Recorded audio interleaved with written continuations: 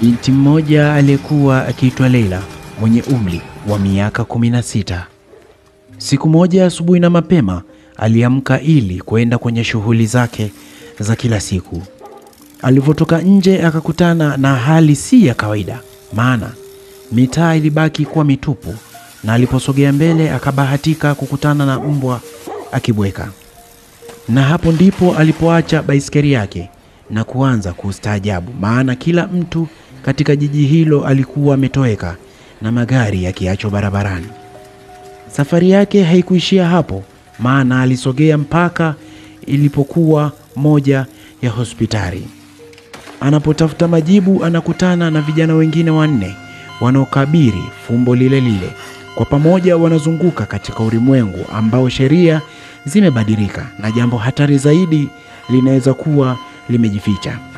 Je, ni nini fumbo la movie hii? Fuatilia mchezo huu uliokwenda kwa jina la Alone ya 2017 bana. Until the next time. Bye bye. Pow.